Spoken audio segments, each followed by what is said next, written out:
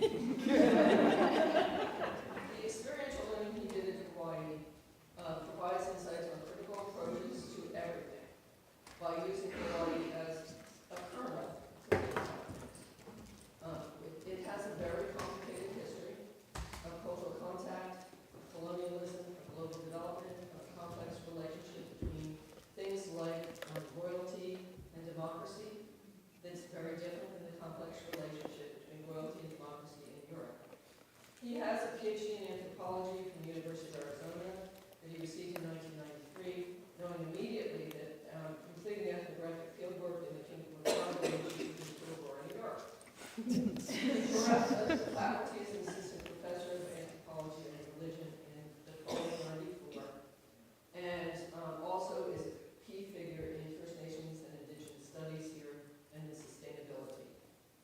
He's, like a number of people here, best known for two things.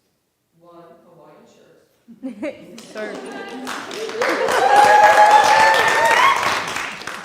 And two, most importantly, excellence in teaching and excellence in advising words.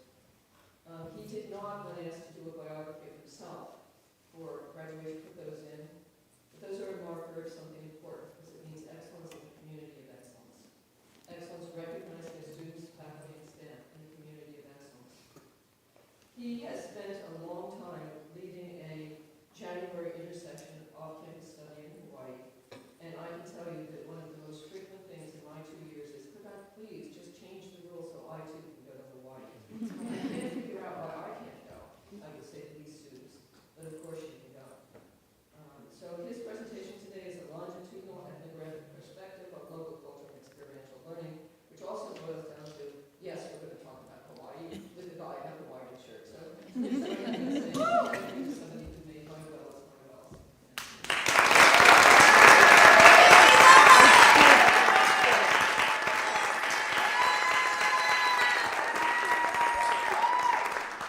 Is my mic on?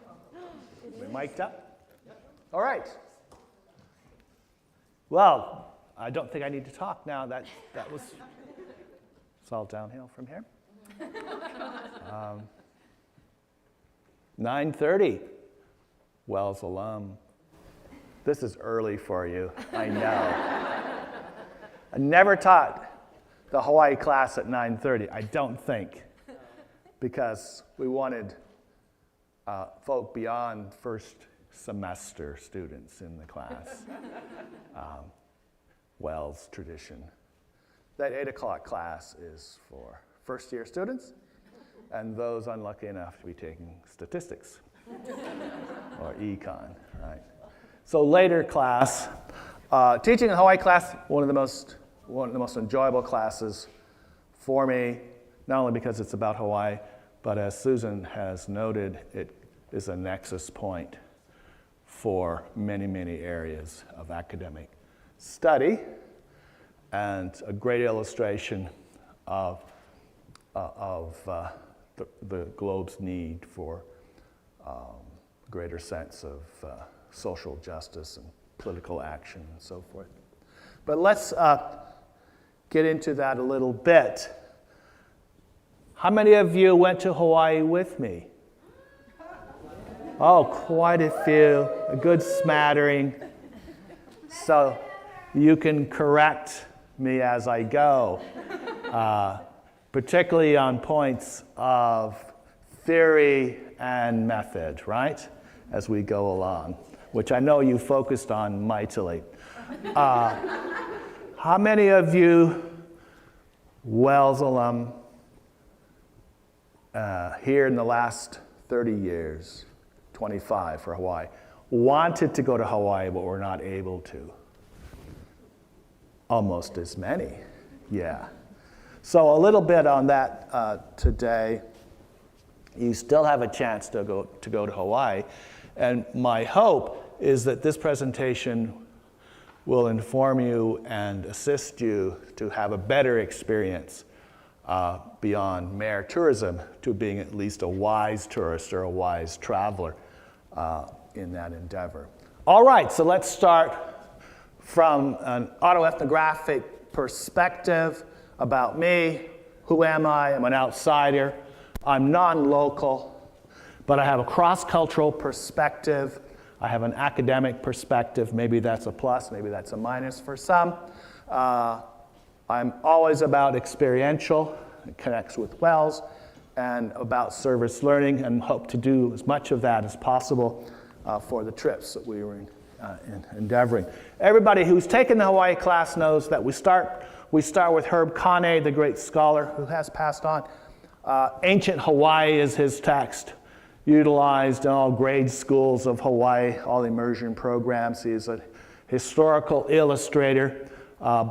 Getting his book and reading it is actually a perusal through historically accurate paintings of Hawaii before contact, and also inclusion, importantly, of contact period between, the famous contact period between James Captain Cook as he sails into the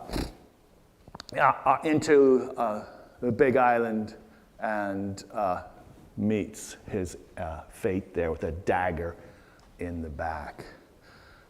Herb Kane, a story of a people of an ocean world. Kane is famous for saying that Hawaiians come from an oceanic tradition of great sailors, great voyagers, and traveled by the stars. And Kane is one of three original folk who got the hokulea, the great voyaging canoe, going, and really is a key and instrumental part of the revitalization of Hawaii 1970s onwards. A great, incredible tradition which is now gone global. Kane, not dismissing Captain Cook, but arguing the Kanaka Maoli are the real discoverers of Hawaii.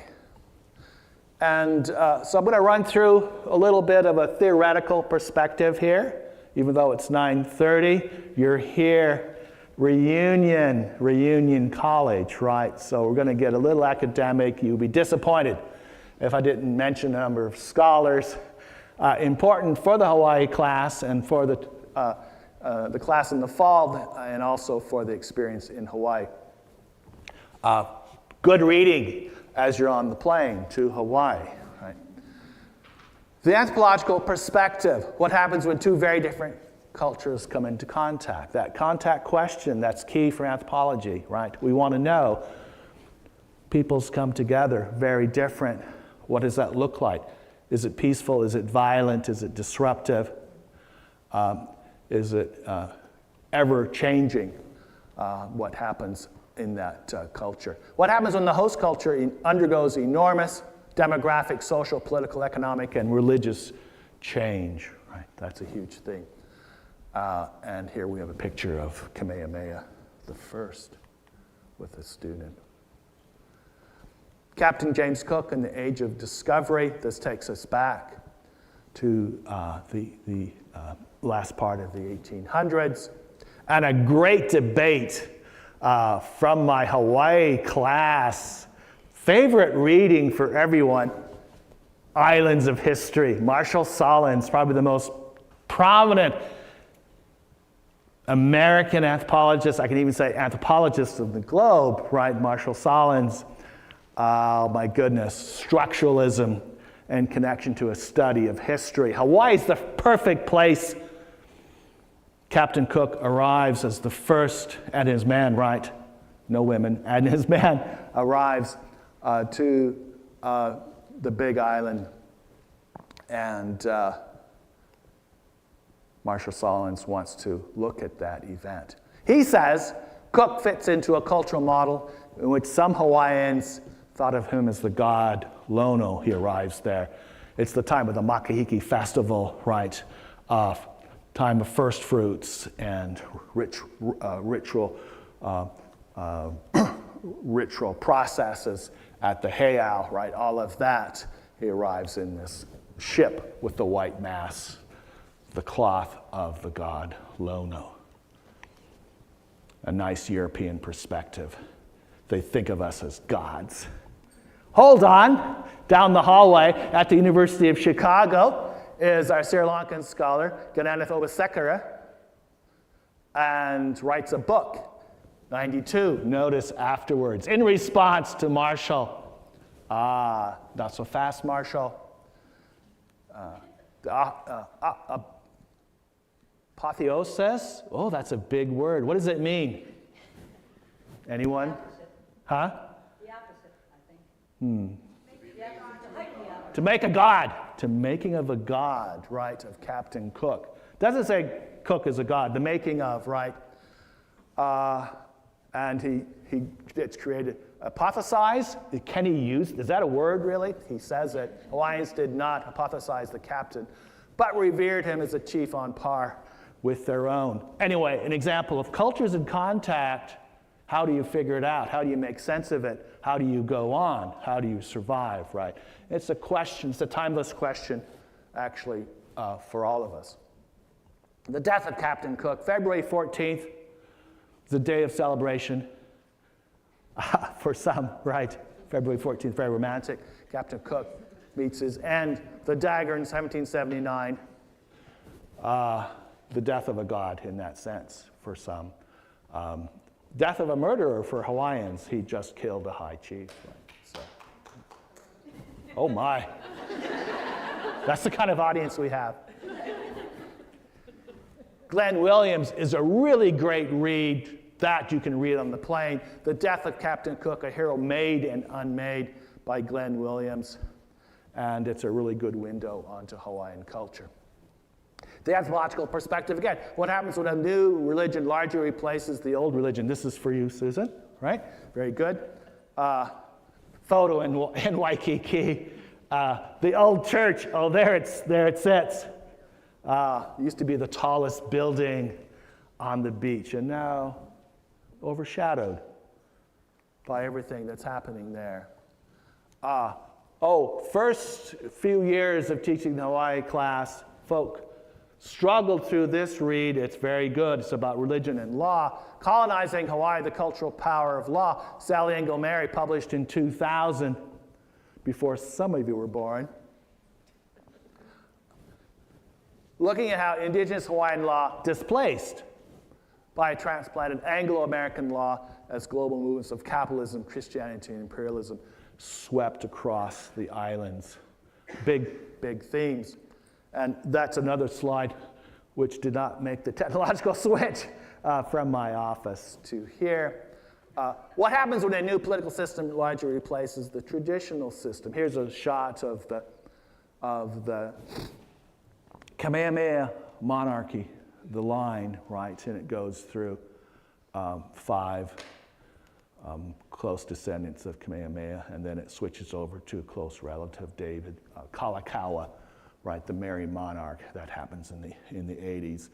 And Kalakaua has a very interesting relationship with the United States, with the president at the time, Ulysses Grant, and capitalism, plantation capitalism prospers for a little while.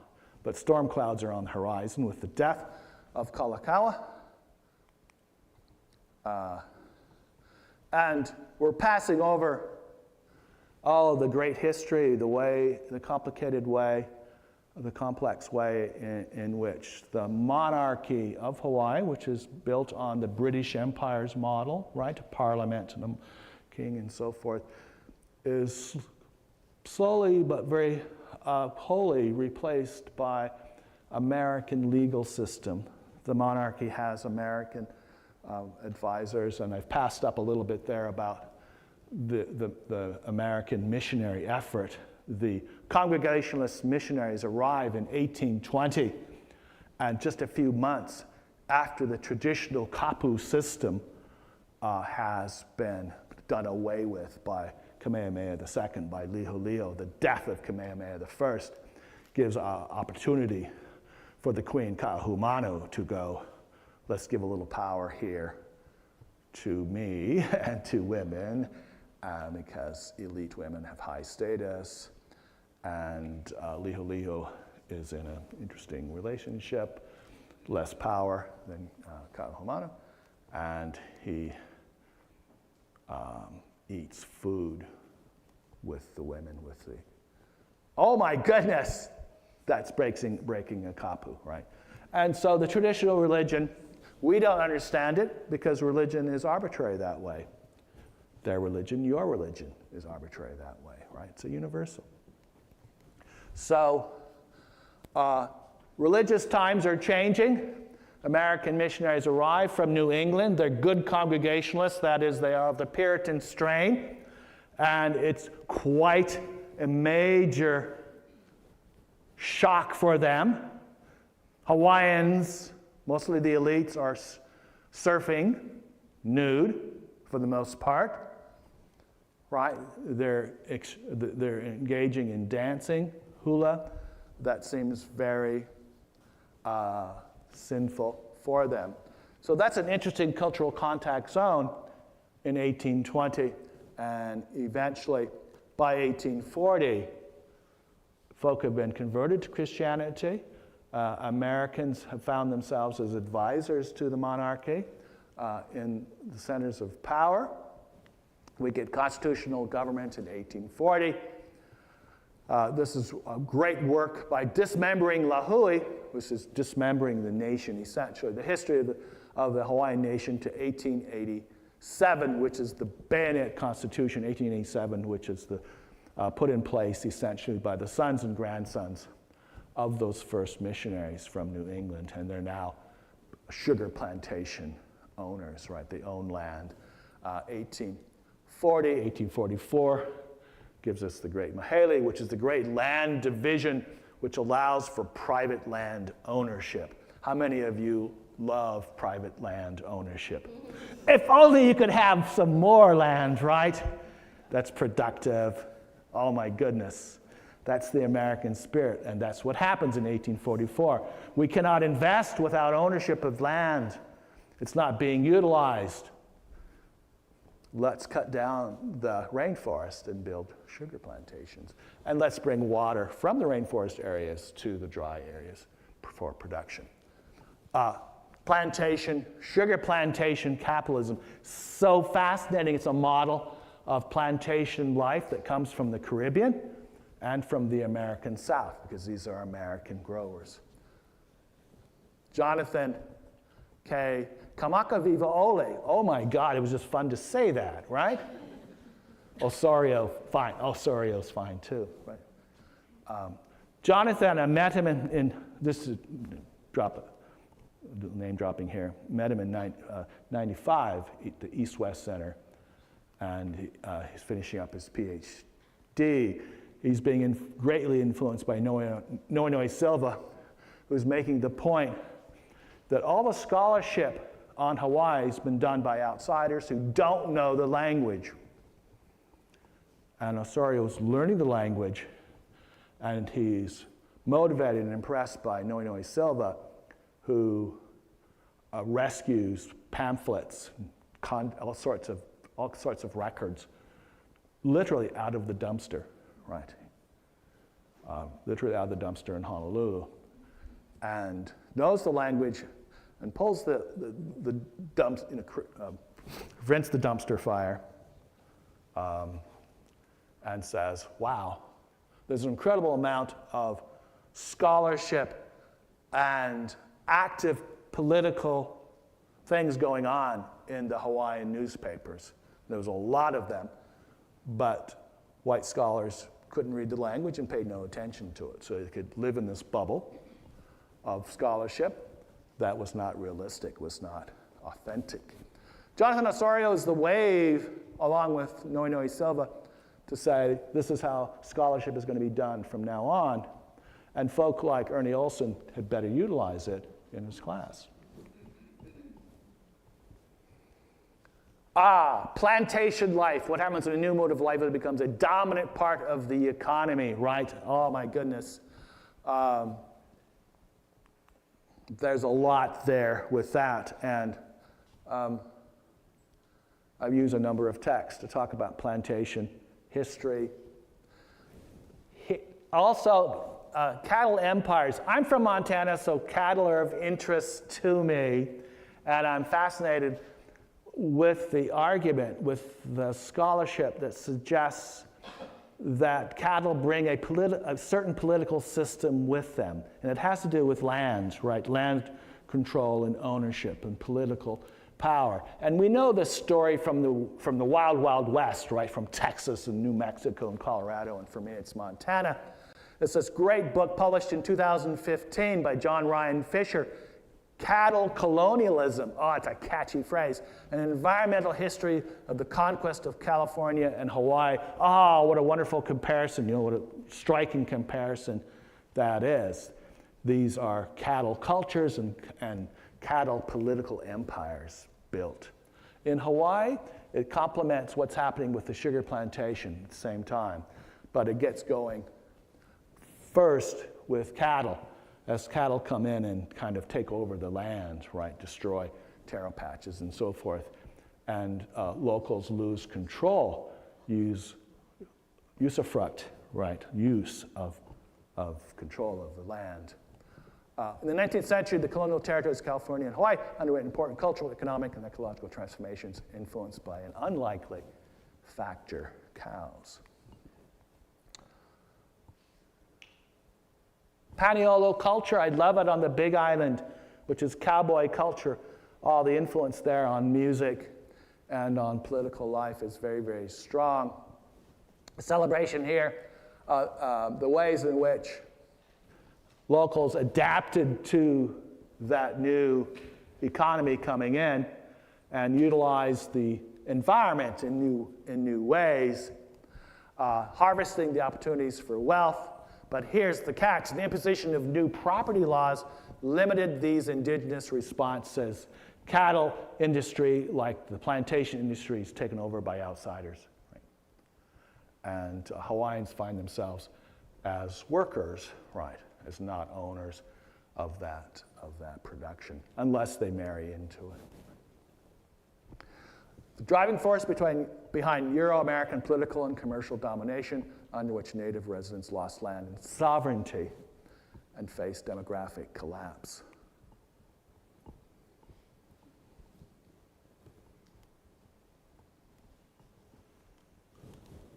Internal Revenue Officer arrests illicit distiller. Oh my goodness, that can't happen in Finger Lakes today. We have new rules for that. Who would be so bold, indeed?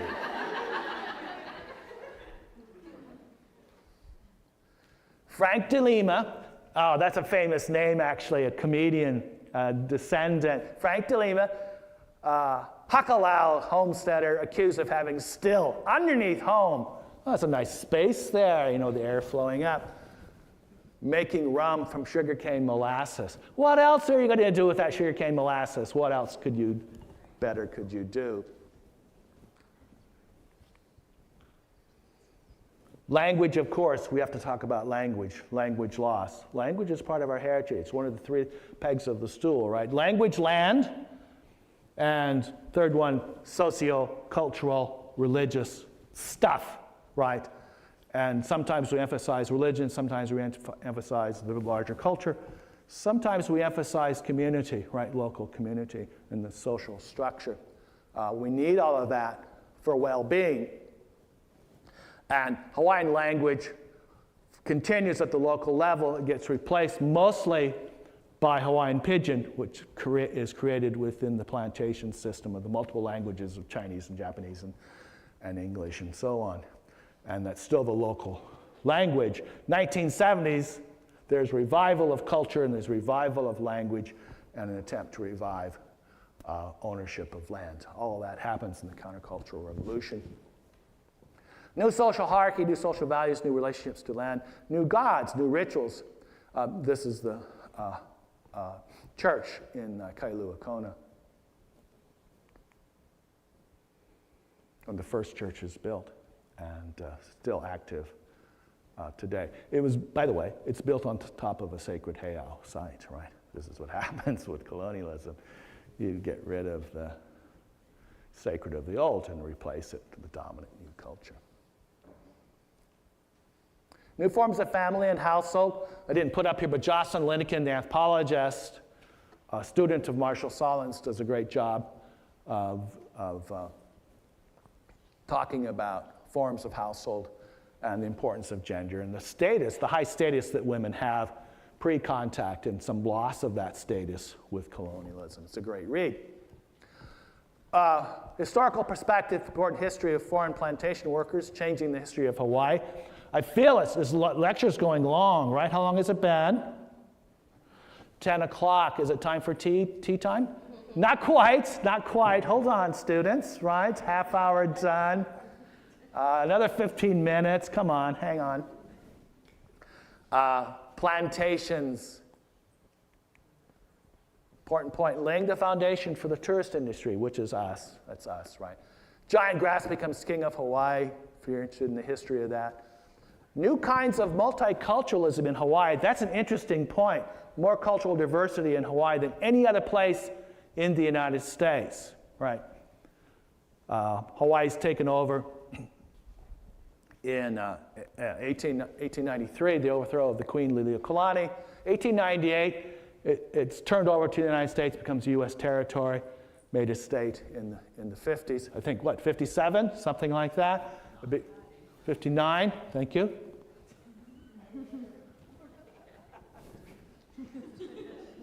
What, were you alive then?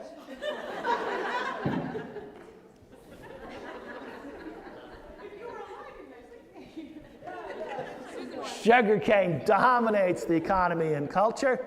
New kinds of multiculturalism. Hawaii, we love Hawaii for that, right? Oh my goodness. The food, the entertainment, the religion. Different kinds of social relationships. You know, aloha spirit, encompassing a lot of different interactions.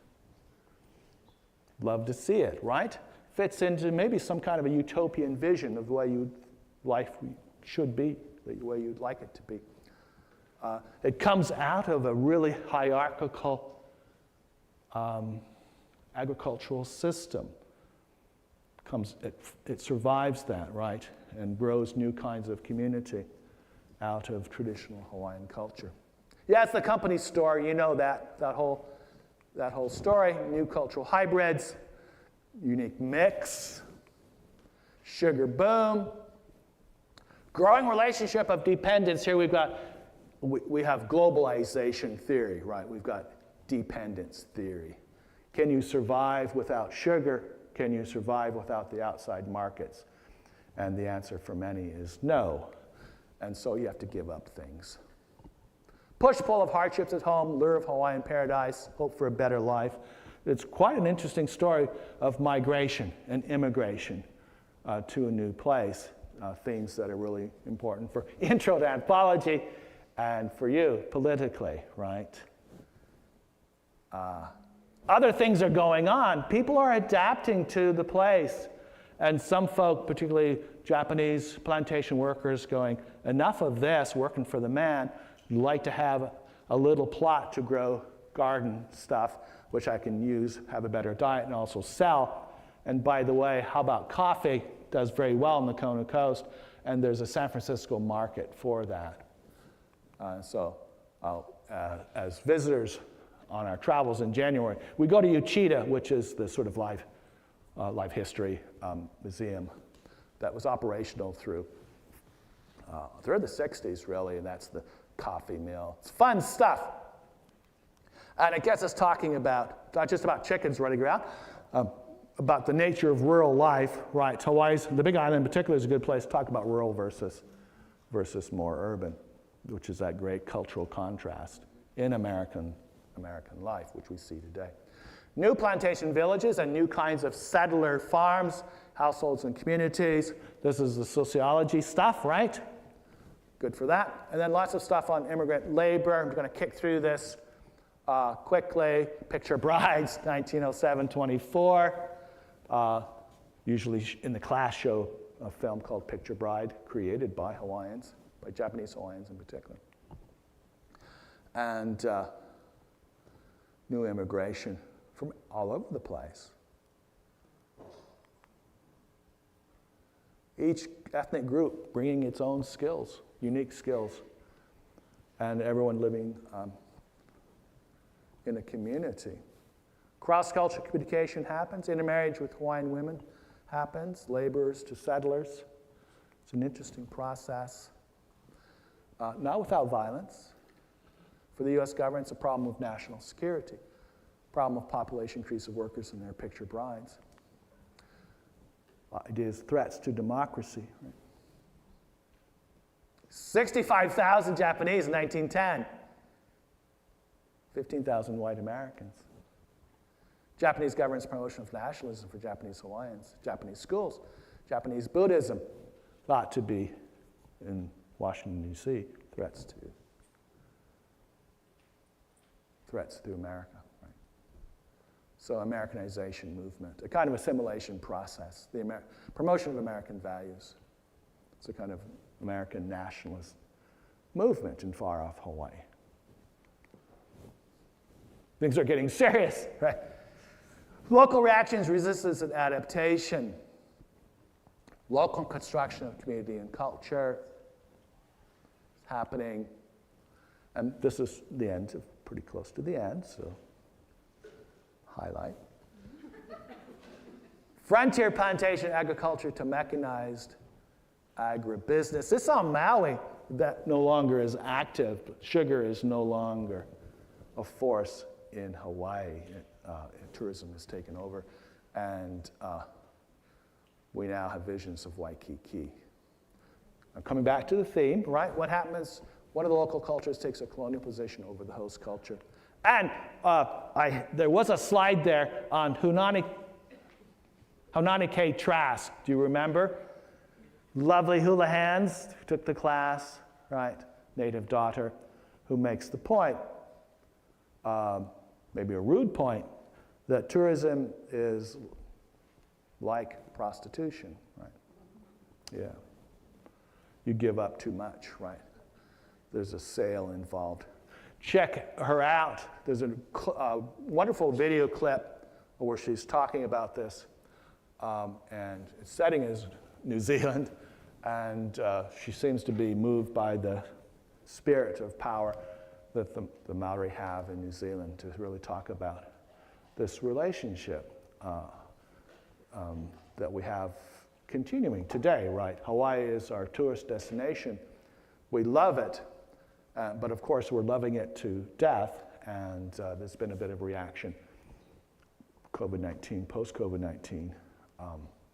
What about locals having more power over this main way of making a living in Hawaii? And at the same time, there's a lot to learn from going to Hawaii, and we can do that in a way that's respectful. At least that's been the goal, right? We want to be world travelers. We want to have those experiences. We want to travel. And we know that there are ways to be a good visitor, right? Make yourself useful. Make yourself a positive aspect. And invite those folk to visit you, right? That may sound kind of Pollyanny, but really benefited from that in terms of Hawaii. Now I'm ready for the next bit. Let's see.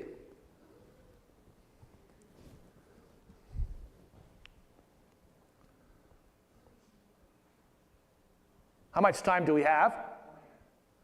As much time as you have. 20 minutes. Okay, good.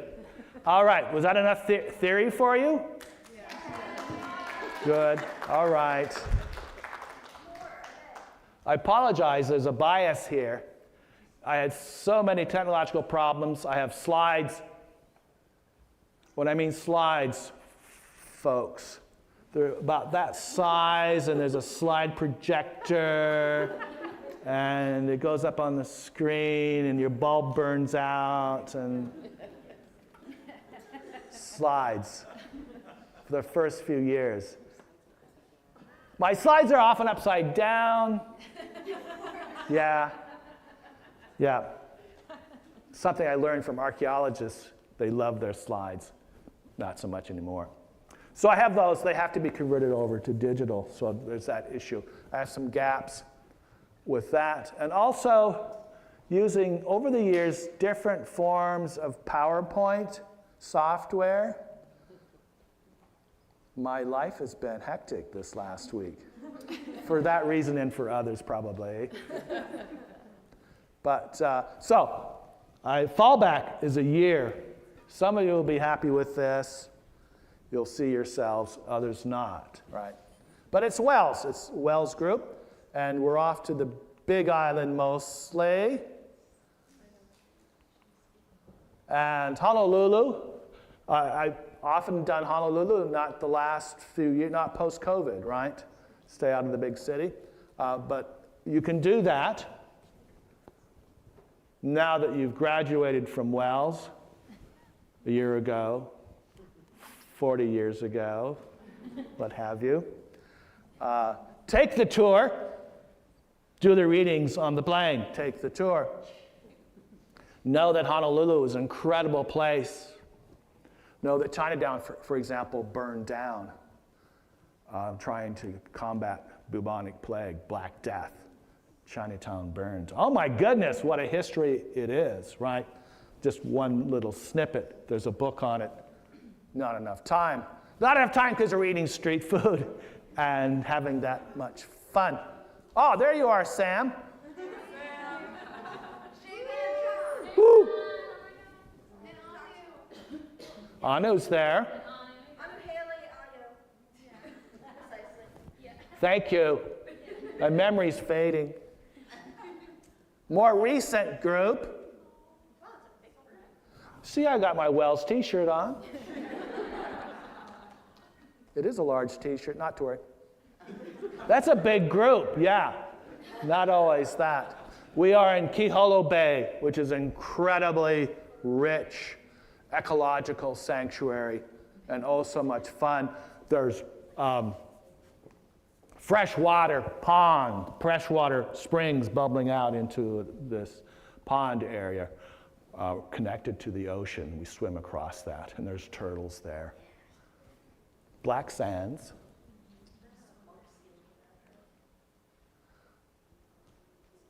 We're at Pu'ukohola Heiau, which is the great sacrificial heiau of Kamehameha I on the Big Island of Hawaii.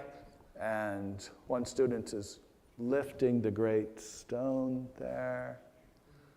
It's a national park. It's free, it's fantastic. Lots of history of archaeology. We're masked up properly. We're celebrating New Year's Eve, which is a big deal.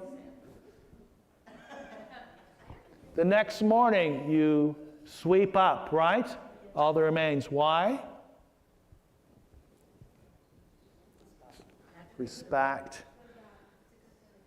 Yeah. It's for the ancestors. Chinese tradition. The ponds off of resort. Almost all the great archaeological sites are pretty close to resorts or within resorts. So keep that in mind. If you're not staying at that resort, and I advise you probably try not to stay at that resort, you're still allowed to go in to the beach area, the public areas. And Hawaiians have that privilege, and they can do that, and so can you. And this is Pu'uhonua Honau now. That's a mouthful. It is a sanctuary place, right? Back in the day, if you'd committed kapu, if you'd broken the kapu, you could run, swim, if you made it there without being killed. Yeah? You'd be sanctified by the priest. Some of you good swimmers, good runners? Go ahead, break a kapu, I dare you.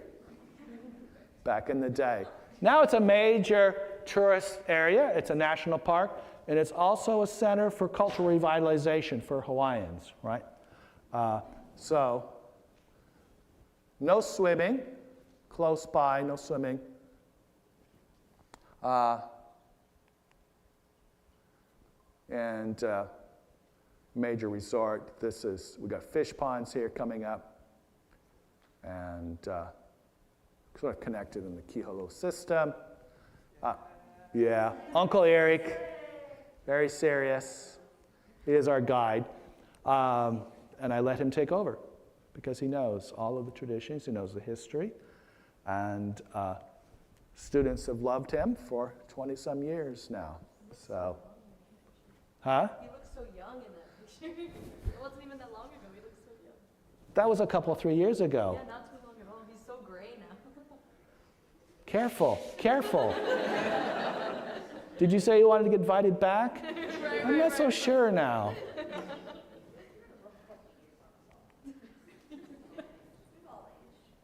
Gords, I threw in a little bit of artifact here because we are doing serious stuff, right? So along with the slides of what we're up to. Touring round.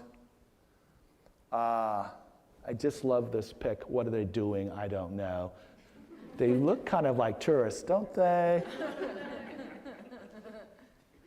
And of course, I'm fascinated by the stickers that go up on signs and all of that. It says a lot about a collage of culture, if you will. And we go to a lot of markets. Can't take you to all of them, and not all of you are fascinated with markets. As an anthropologist, I love markets. Beaches and markets, they're the borderlands, right? Can you keep people out? Well, if they really screw up and, misbehave, yes. But otherwise, they're open spaces for all folk. And we watch the interaction that happens, whether you're buying a bit of fruit from somebody from Korean heritage or Filipino heritage. Tourists are there, locals are there, vendors are there, and learn some new food, new fruit, and see what that's about. Sweet potato. Yum. Ono. Very delicious. The name of this place used to be Ernie's. I love that. Let's get. My name is Ernie. Do I get free food here? Poke, please? Yeah, great poke place. Now there's a poke place in Ithaca. For God's sake, what is this world? What's happening? Right? Yeah, poke. It's good stuff. Best with tuna, ahi. The serious matter is that the fish they're disappearing, right? We have a shortage. We have issues. We have overfishing issues. We have drought issues. We have climate change issues. We have resource issues where only the rich can afford now certain things. Inequality is affecting our world, from the local market to the high-end restaurant, right? Housing has gotten so expensive. We have been living at a camp built on Eric's property, and it means hanging out with the family, right? It's Haku. He's so little. They grow, Husking the coconut. Good stuff. Yum. We eat pretty well in Hawaii. People have to cook. How many know how to cook? Oh my goodness, David, yes, I know. Yeah. Learn how to cook some new things. It's fantastic. Work with other people in the kitchen. Is that always easy? Not so much, right? Who's going to do the cleanup? So the experience is like that it's not just a tour. You're not just being served, right? There is a lot of privilege in what we do, but we also want to make sure you are contributing to the group, and that's fun. And you don't want to rely on my cooking, so that's a point. Lots of sites. That's Ahuena on Kailua Kona, banyan tree, and learning a lot about history, which is inside the hotel there. And yes, we're getting close to the end. You know that because I have a picture of Ava, or Kava, up. And it's something I bring with me from Tonga, right? From another place. I did my fieldwork in Tonga in the late 80s, before many of you were born, actually. And there it's Kava. In Hawaii, it's Ava. And as part of cultural revitalization, we have to be aware of the sacred significance of Ava and treat it with respect. And Eric helps us do that. There's the King Kamehameha Hotel. Herb Kane's artwork is in there. If you're on the Big Island, Kailua Kona, definitely go. Go check it out. And that is koa. That is a koa canoe, one of a kind. Koa has been, big koa is gone. Koa is not endangered because we're replanting it everywhere, reforesting it. So just shots, having fun, drinking kava.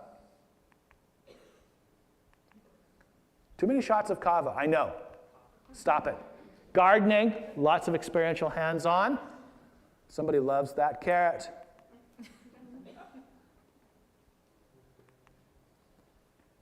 Eric's garden. Jimmy, among other folk. We're down to Waipio Valley, which is a difficult place to get into now.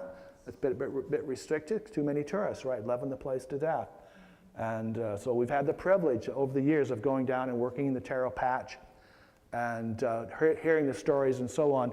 And it's the cornerstone, right, of our connection to local culture and being hands-on and just having fun, jumping off. The picture of me doing that is not in this slide production. I control it. Yeah, Jimmy, go. Yeah. And yeah. Used to be Ernie's. Volcanoes. Yeah. Greenwell, Kona coffee mill. Just love the umbrellas. Can't help myself.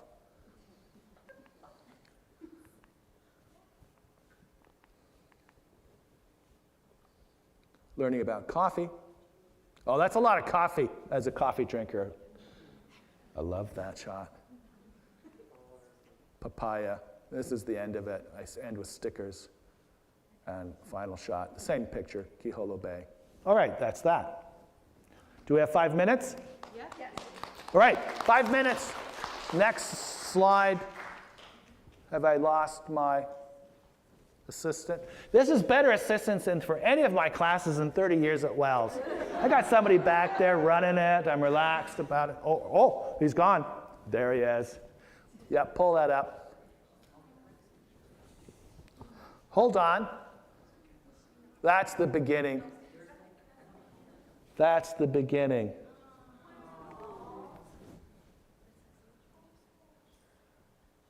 I think 99. Anybody here from 99? Where's Kelly? I thought you were going to be here. She sent me this picture. She sent me the picture. Oh, what's happened? Slides, right? Old-fashioned slides. Anybody, send me pictures.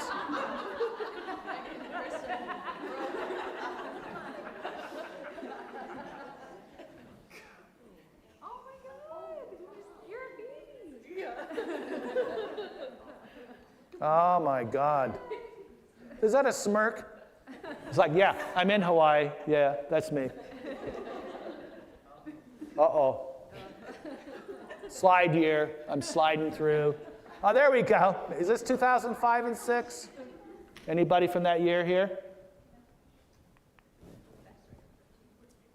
5 and 6. Yeah. 6 and 7. Wait, go back, Olson. That was you? Ha!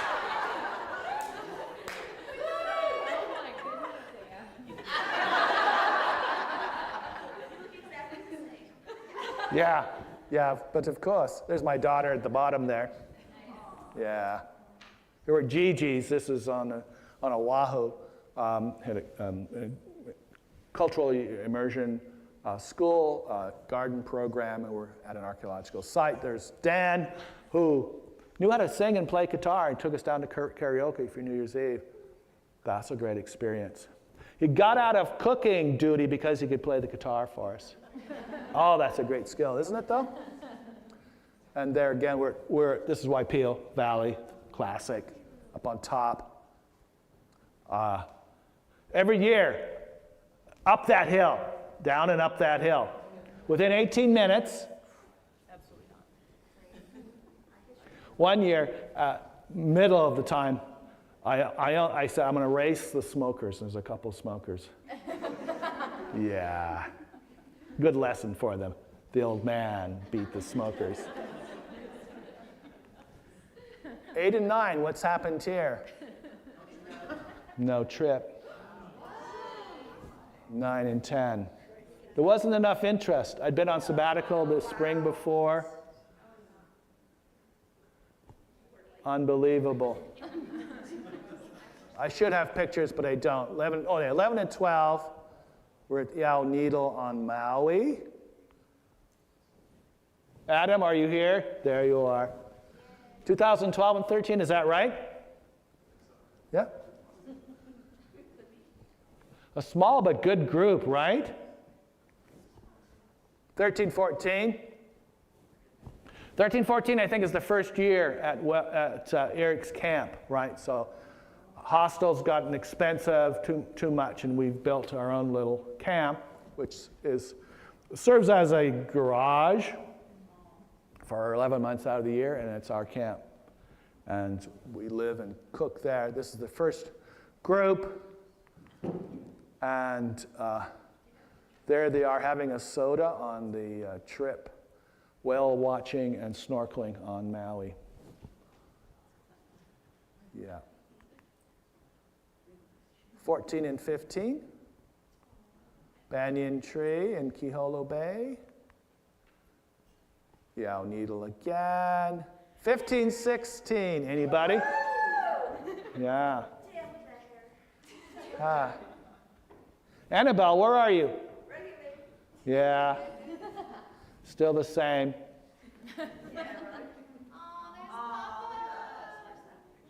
Yeah.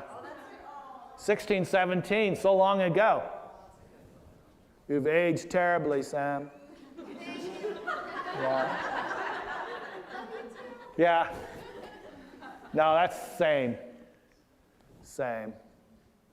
17, 18, we're in the Plantation Museum, no longer closed down. Dang. A really sad thing I did not mention, because it's too much, is the burning of a couple of museums in Lahaina. Oh. Yeah. We're up in the sweet potato fields of Kohala. Yeah, that's a great program run by Stanford University, mostly sponsored by them and some local folk. We're up in the windy Kohala Hills, and they've discovered the great fields of sweet potatoes that were once there, sustaining the island. 1819, yeah. Greenwell Ethnobotanical Garden doing some service learning. Sam, what are you doing there? Yeah. Thanks to you. Sam's local. Cheyenne, there you are. Again. Yeah, 1819. David? Yes, I was a photographer that year. Yeah. James, a small group, 219 and 20.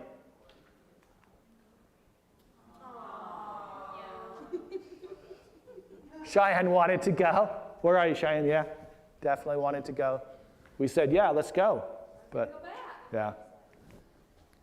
Big group, 22. Look at this. Yeah, people are going, damn that COVID. I don't care. I'm going. We masked up. We got checked at the airport. They said, where are you going? Just to our little camp. So we're fine.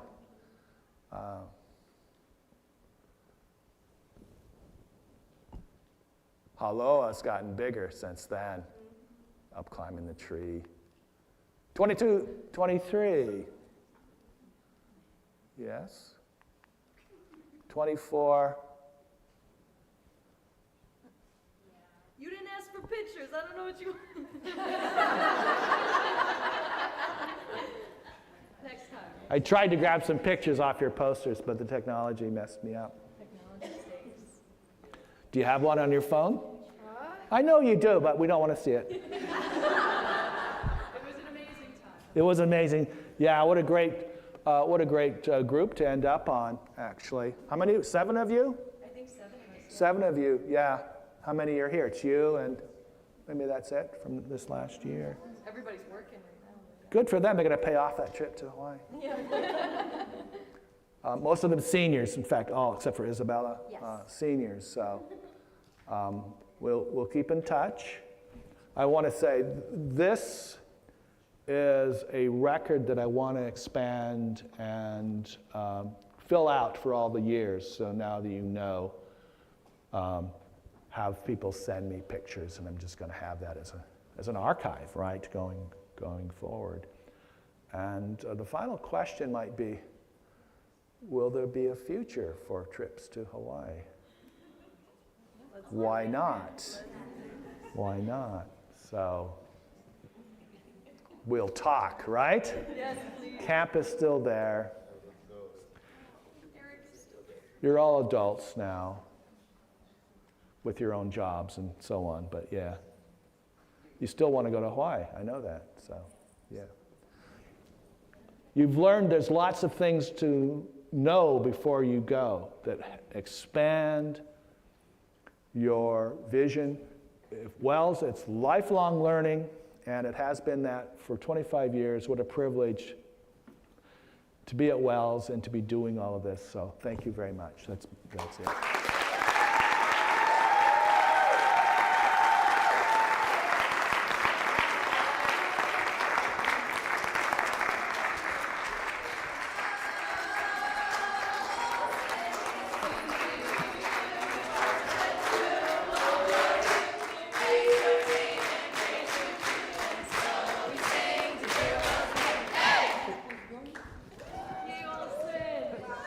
That was fun.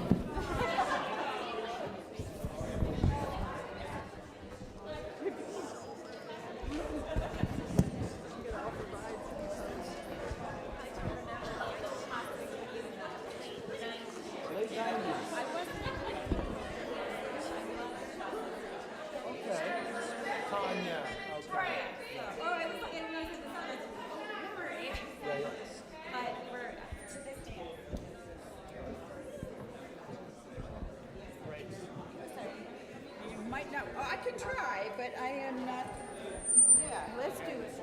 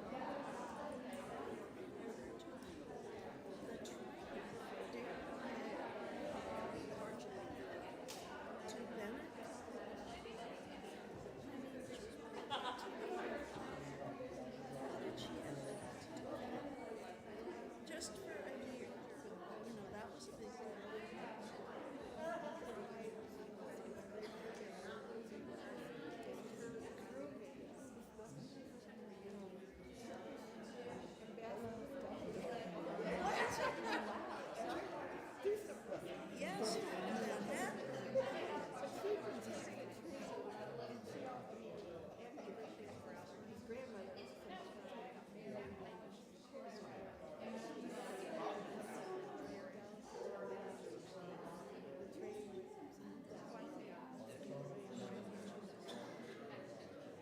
neighbor who now has dementia, and she's only 8 months older than I am, they asked us, I think because my son had a truck, to transport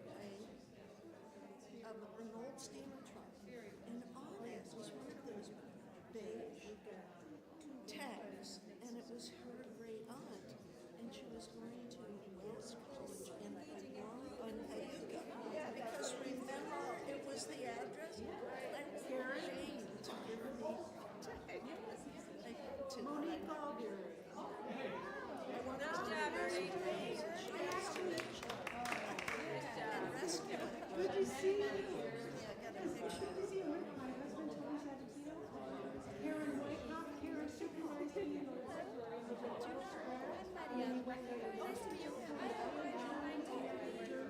And then she went to Yes.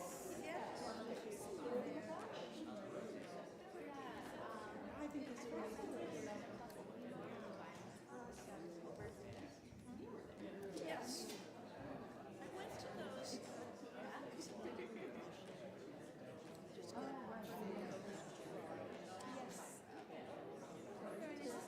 Yes, I live just outside of Boston, but I've been in Boston for a few decades. And she has a sister there. And they have a party on the first weekend of December for an organization. And I got to see her sister and her husband. And this year, her other sister came from Denmark. And now they're having a family reunion to celebrate 20 years of Afghanistan since.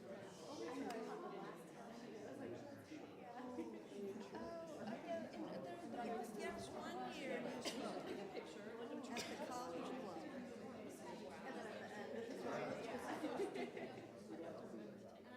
Do you remember speaking? All of a sudden, I'm like, oh, what is that? But I've been on campus for decades, every few years. I've been here, and I stopped for a semester as well, so it's been amazing to connect with you. Where did I speak? We were there. Yes, at the get-together. Oh, I spoke informally. Okay. You did. Yeah, okay. See, it was memorable. That's sweet. The next time. Yes, it must be here. Okay. I have a boy, and you have 2 boys, right? Meeting. Oh, I didn't know that. That's wonderful. I thought maybe he was venting. Like, the way I see okay, my question was like, I have a question for They're going to get time for that, but he answered it. I thought he's a scholar, so he studies. going and teaching to school. He sent out a notice. You get 2 night subscription. There's no in and out. I'll be out there to see who else is coming out.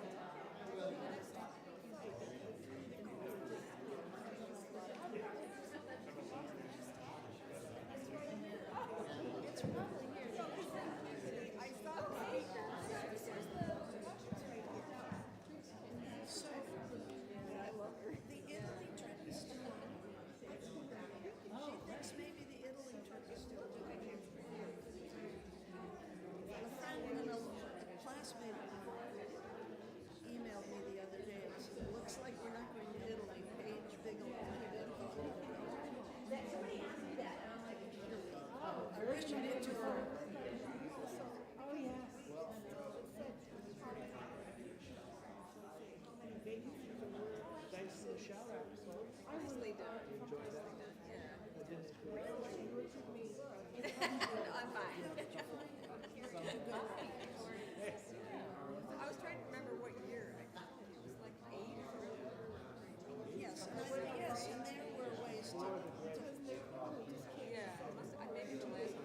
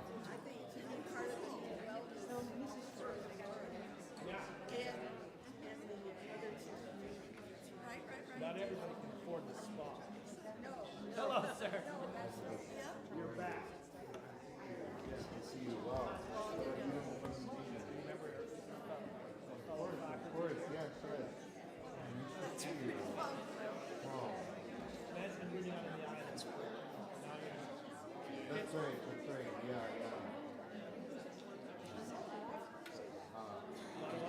That's right, we were there for 5 years, we did a lot with the NGO, and we had a contract with the Open and National University of Vermont, and we had a contract to help them develop their courses. Really? Okay, really good. So I helped them to do their indigenous research methodology. So I just want you to know that, like, in some sense, you know, I went back to all of the materials from the particular courses, and in some sense, it made it all the way around. And, yeah, so it was very nice to be able to revisit some, like, things about indigenous research methodology from the Anthropology class. I know you're basically introduction, look at some existing pieces, and they had to go really well. Yeah, so, you know, we went for a full circle.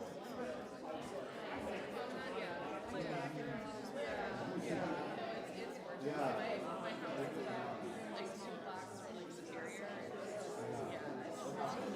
But, hey, there's apparently a kava bar in Ithaca. We owe you a shout. When we went there the one time, they made us clap and say hoorah for it.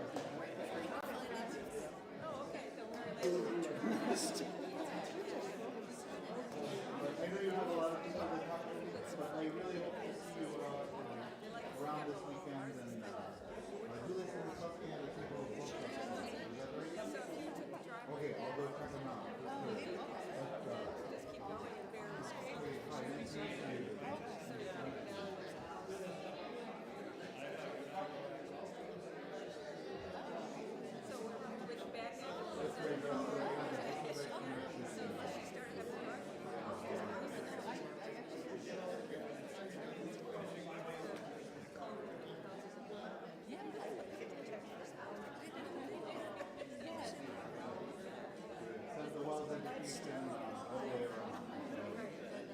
Literally plagiarized from Ernie Olson and probably passed it along. That's for students. So I hope to see you around this weekend, yeah?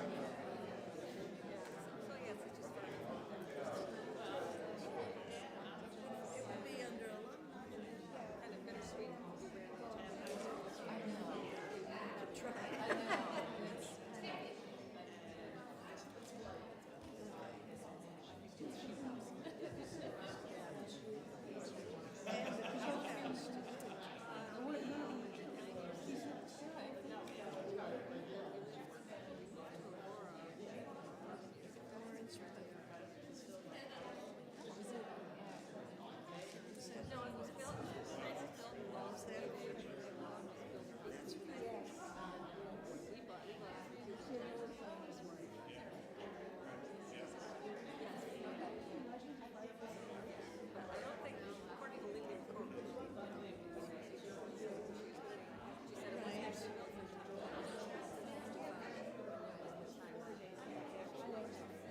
Oh, I see.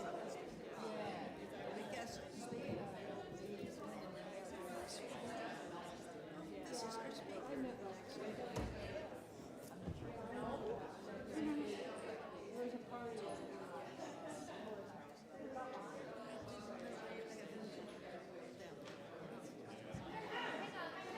I'm not on, am I? There I go. I'm still Susan Henking. I'm still incompetent when it comes to microphones. And I'm the Vice President for Academic and Student Affairs.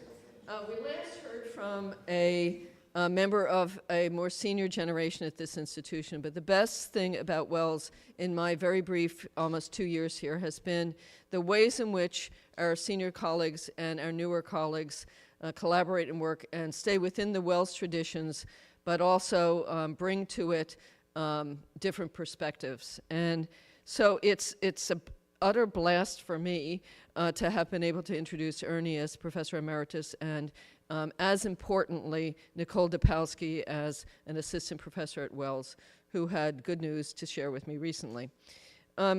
what's, I think, notable about the juxtaposition of these two, right, is one is about moving out. So is this, but it's also about moving in and understanding ourselves. The title of this morning's part is Lying is Bad, but also a Positive Development. Oh, geez, I'm a little afraid that I might take this too seriously. Lying is bad, but also a positive developmental milestone. It's, from my point of view, in many respects, right? When I saw the title, it made me think about a book that I've read, which is Lying is a Form of Leadership. It did not mean get a job and lie to people. It meant when you listen to people and you think about what constitutes truth and experience, it is very important to be present yourself and to understand that your present isn't necessarily everybody else's present. Now, I have not heard this talk, so I don't know if that connects at all, but the words are connected. Google brain, okay.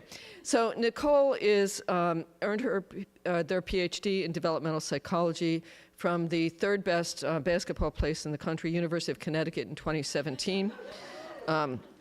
Coming in well behind the odds and then after the evens. While their doctoral work was in infancy and early childhood, they've expanded their focus to examine development across the lifespan. I'm particularly looking forward to some work on gerontology, and that is a deeply personal comment. Currently, their research also focuses on how we use language in different social contexts. I think it's incredibly important for us to recognize the ways in which WELS is held together by generations and generations, and it's a thrill to be able to introduce you to someone who welcomed me to WELS as part of a newer generation. So, Nicole.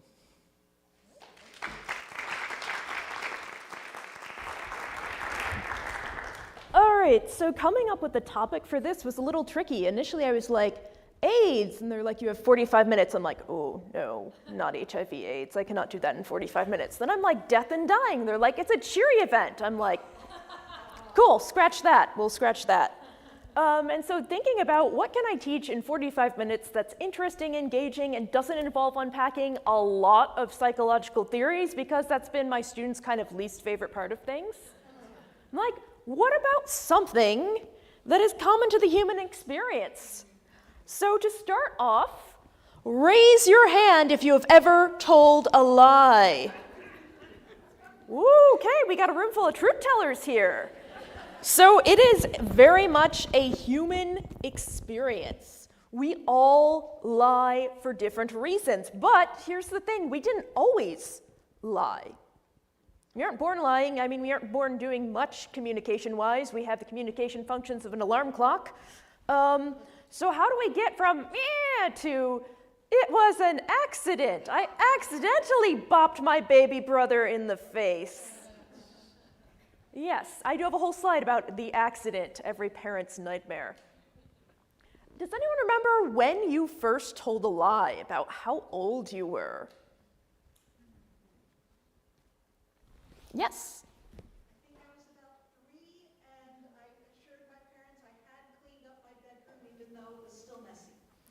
So you said, oh no, I cleaned it up, but all I have to do is go and be like, not good. I saw someone else back there. I lied to my kids when I'm a substitute teacher. And when they ask me how old I am, I don't want to tell them I'm 71. I usually say I'm north of 50, or something of that variety. It's technically true. So again, that's yes, it's also, the difference between true and not the truth. That's kind of getting to advanced level lying. But initially, we go through some stuff. So what's in a lie? I would like you all to find a buddy nearby and chat briefly, I'm running this pretty much how I run my lectures, about what makes a good lie? Because I think we're going to come up with different definitions, but that's okay. I'm approaching this from like a cognitive development background, and you're approaching this as I'm a human on this planet background. So, about 30 seconds, chat with neighbor or neighbors about what makes a good lie. Introduce yourself. It's a small community. Say hello, make new friends.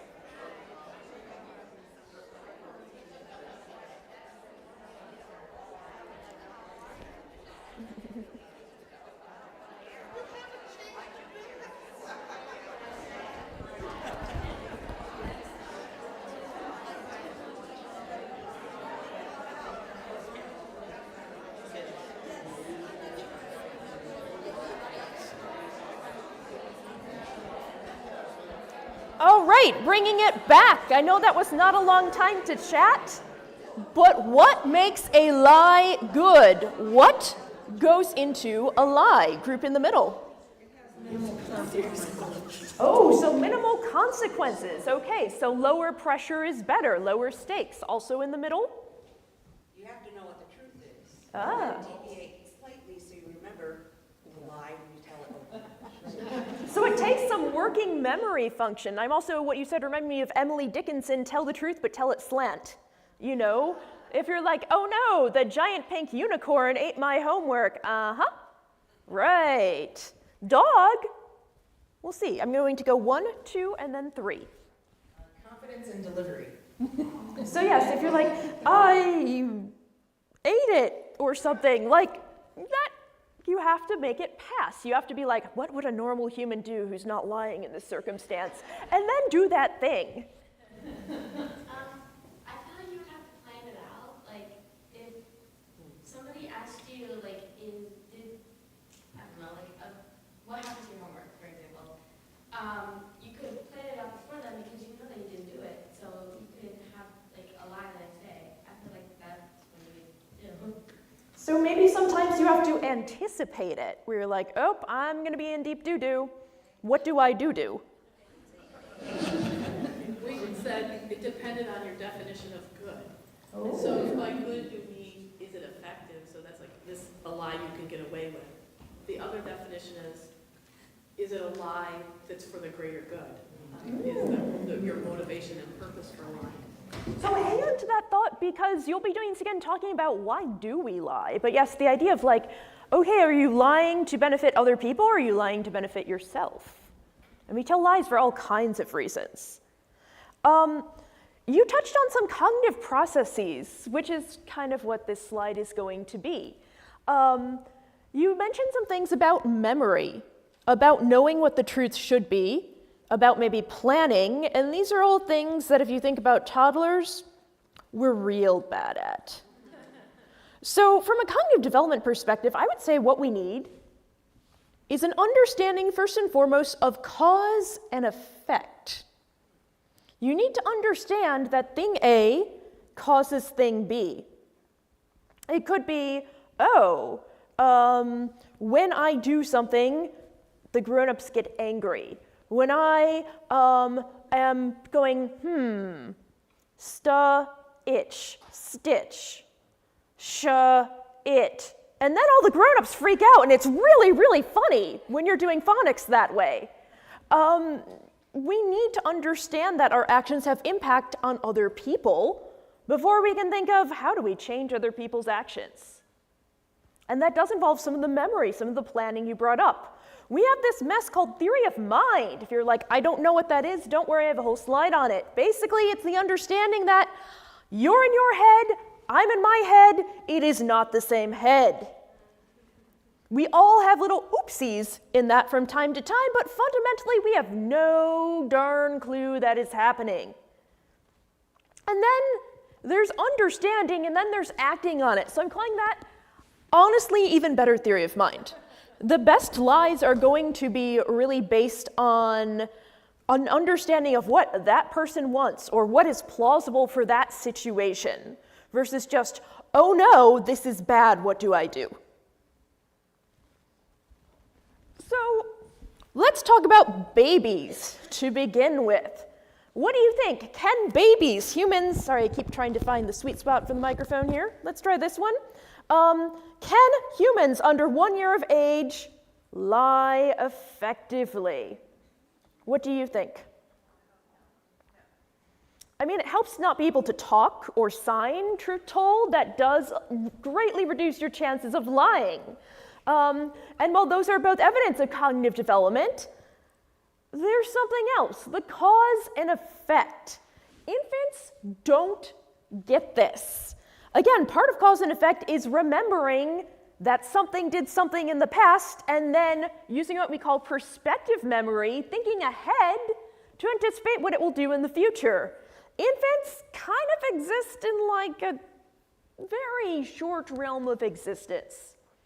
They don't have those long-term memories yet. They might have some procedural memories, like they understand motor skills, or at least eventually they start to. Initially, not so much. They start to recognize people in the world around them, like who is their family versus who is a random giant human. But when it comes to actual memory and predicting things, not great. Can they learn expressions? What was that? Can they learn the facial expressions? They can understand those. Ooh, babies not quite yet. Toddlers, whole different critter. Because babies are still learning those basic emotions. We have some that come online, so I'm going to do a little side tour if that's all right. I almost had slides about this. But there's also something called, so we have our primary emotions like happiness, sadness, anger. Think of the things from Inside Out, the movie. I was like, right on. You got primary families of emotions down pretty well there. Secondary emotions are kind of the intersection of our feelings and society. So like embarrassed. To be embarrassed, you have to know that you did not want to have this thing happen or that other people would think it was silly. And so babies have no awareness of that. That doesn't even start to flicker online until we're about 18 months old. Shame and guilt are even more complicated of I hurt someone else or I violated my internal standards. And so babies, again, they're just they're at the point of differentiating surprise into joy and happiness, so they can't quite fake those facial expressions yet.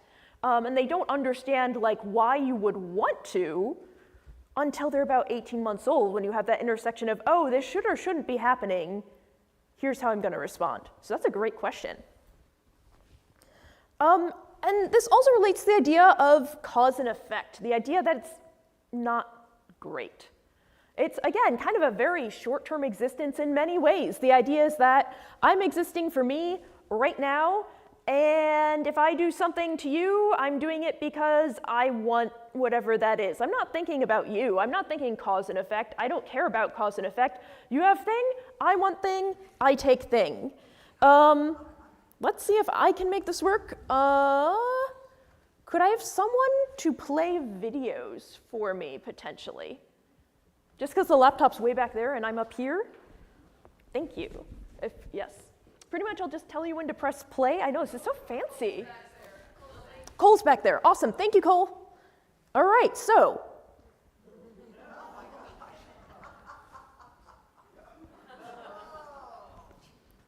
Oh, there should be screaming.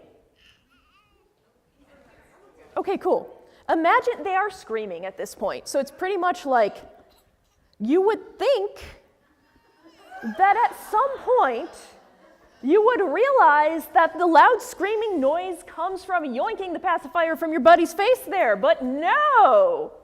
The only thing to think is, you have thing, I want thing. Blink, mine. Blink, mine, screaming, be damned.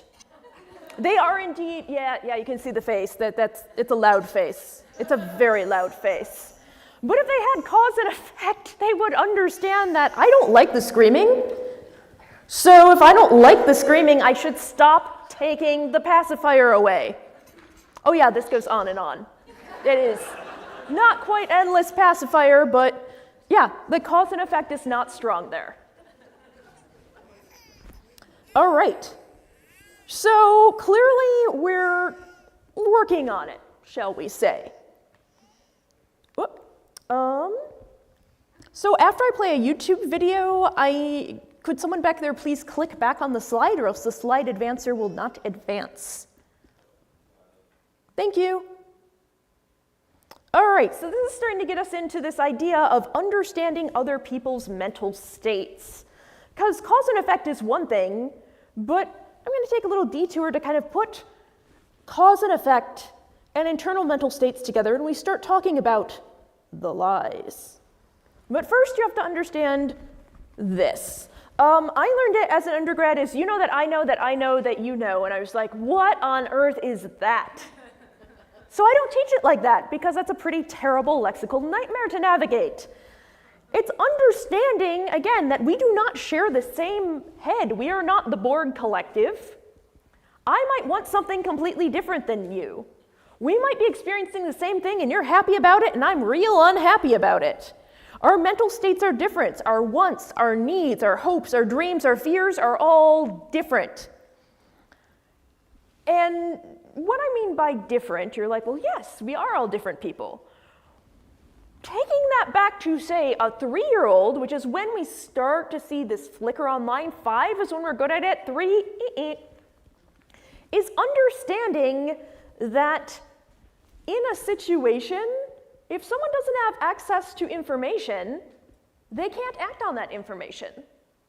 And researchers have come up with a clever little paradigm to show if kids understand other people's perspectives. The one I'm going to show you is the classic, and it is called the Sally Ann task, after the 2 dolls involved. Could I have video, please?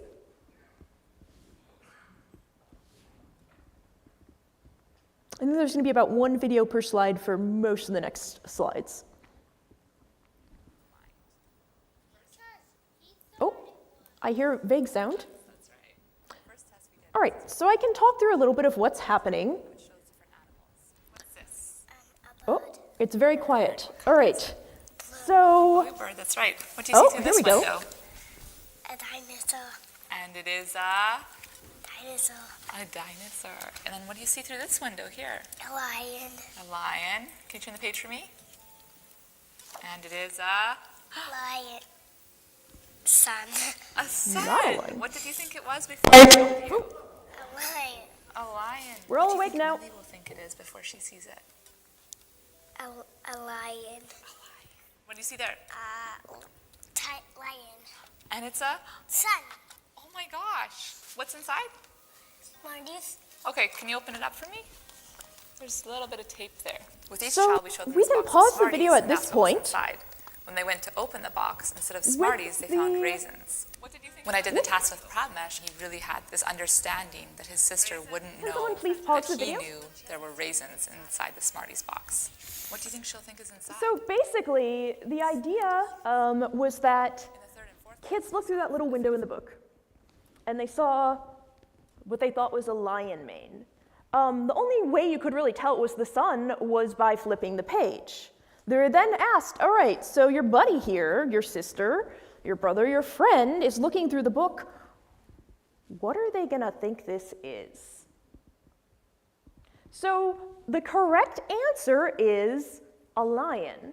Why is that correct? How does that show understanding of someone else's perspective? Couldn't happen to you. They figured they'd fall for the same thing. Yes, they understand they'd fall for the same thing, but also they did not have access to the information on the next page that it was the sunshine.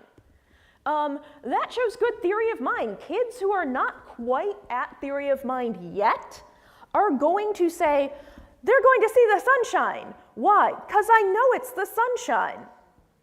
Okay, but does your friend? This is the question here. Like, it's cool you know that, and tell me about your buddy.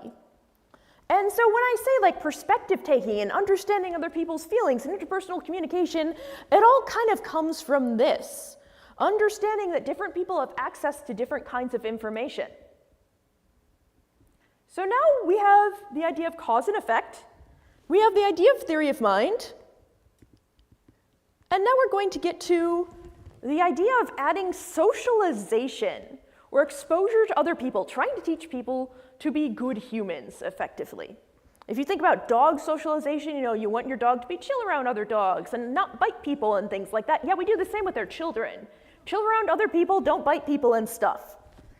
Parenting 098. So if we start to have this understanding of mental states, and that we don't all have access to the same information, we sure as heck aren't going to act on it the same, what happens when we add socialization? How do kids respond to that? How do kids incorporate these newfound cognitive abilities, plus the ideas about what is and isn't important, how you should and shouldn't act? How do these come together?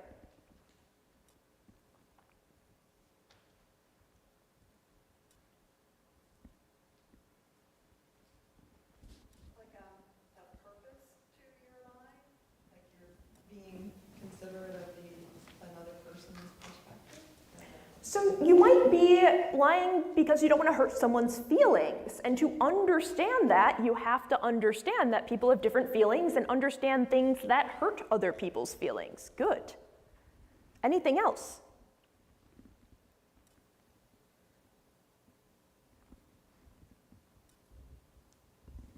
Right, that is definitely one of the biggest ones.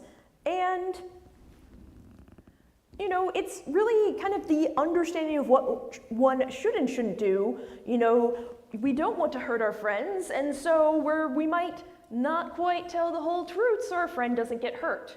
We don't want to get in trouble, so we might not quite tell the whole truth to get out of trouble. And kids, yes, absolutely show this. It worked yesterday. Okay, so we're going to turn this to the crowd. Have you ever had a situation where a kid is told a really bad lie? And I don't mean like hurt people, but like a lie that was so comically, like, I can see right through this, that it was hard to not laugh. Who has seen this and what have you seen? I've seen kids who like hold something behind their back that you maybe just handed them. And be like, I have it. No, I have it. No, definitely not. And you can see it, right? Like, they'll be at it if they don't have the object before or whatever. I don't have it. Well, then where's your other hand? Behind my back. What's in it? Nothing. Uh-huh. Yes, yes. Yeah, the switch. Woo, a little dancey dance. How else has seen like a comically bad lie from a child? I had a kid tell me that I made up HIPAA and I wrote the entire Wikipedia article about it. Okay, that's a whopper. Wow. Wow, where you're like, okay, no, that's not how the universe works. But yeah, just like so over the top where you're like, what? Are you kidding me? 1, 2, 3. My son had propped himself on the kitchen counter and was mid-face with the blueberry pie, had it on his hands and his mouth. Yes. And my husband, instead of asking him, why did you eat the pie? He said, Lars, did you eat the blueberry pie? And he said, no. So covered in the evidence, still denies it. Yes, that's what this was going to be, a child covered in frosting denying having eaten some cupcakes. My brother was 2 years older than me, and I was like maybe 3, and he was 5, and he spilled grape juice on the carpet, and he knew it was wrong. So he moved a chair that I could never have moved over top of the spot, and then he proceeded to tell, when it was discovered, he proceeded to say that I was the one that Ooh, did it. devious. I didn't want to get in trouble, but there's no way. Yes, so not understanding physics. I guess we'll add that to successful lies sometimes. You need a rudimentary understanding of physics. Was there someone else in the middle? Yep. And then there's like gobs of chocolate everywhere, and it's like, So yes, the initial lies are kind of hilarious because they're so bad. But also, like, as adults, we're like, no, we don't want them to lie, so you have to be like, you weren't eating the blueberry pie, huh? Like, and try to hold it together. So kids aren't like, oh, I made the grown-up smile. I'm gonna do this again. They will totally do it again, by the way, whether or not you smile, but still, like, get to this in the end, like, how do we deal with this behavior? Don't quite encourage it, but at the same time, know it's normal. So yeah, the initial lies, pretty bad. However, as we become more sophisticated, we understand more about how to get out of things. I'm calling this slide the accident. Could I have video, please? Awesome. So I don't think there's audio on this one. Right into the window. It shattered. You see them doing the uh-oh face.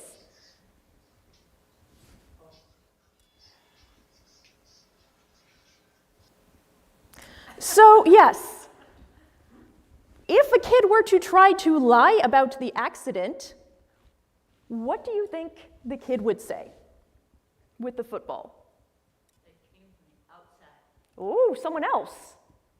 Any other ways the kid might lie about it?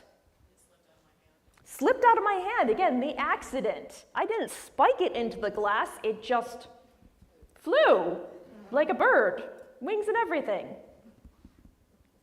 But those are more sophisticated lies than, I didn't eat the cupcake, pink face. There are other ways or times when kids would maybe want to lie and have the accident. Where are you, Anthony? The emergency room. Why are you in the emergency room? I inhaled the doggy toy. The kid is squeaking.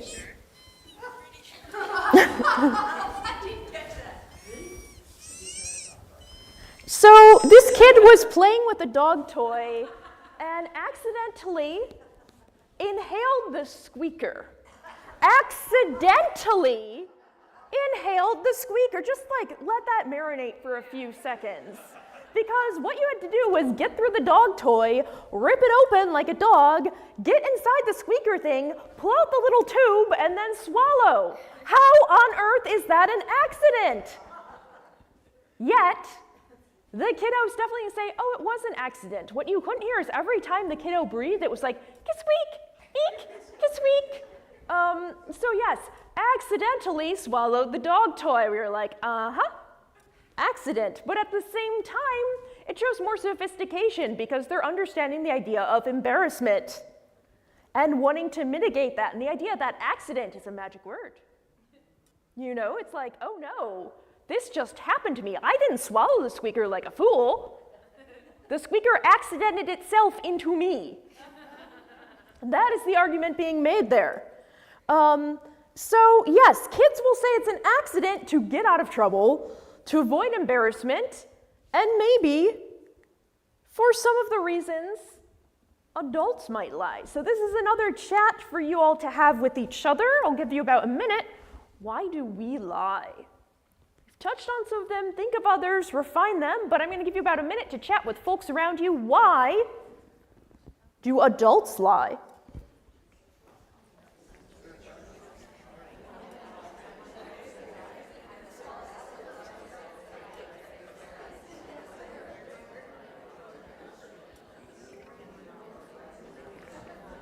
Just checking the time.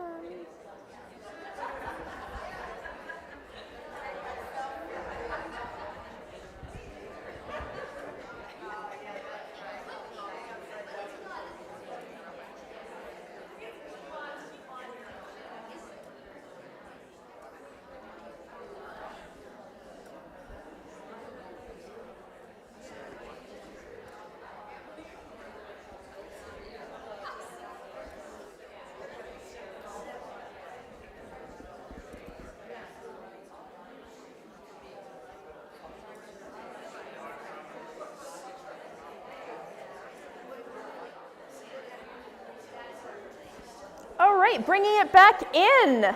Why do we as grown humans tell lies? What is the purpose of this thing, which is pretty much a universal part of the human experience? Back corner.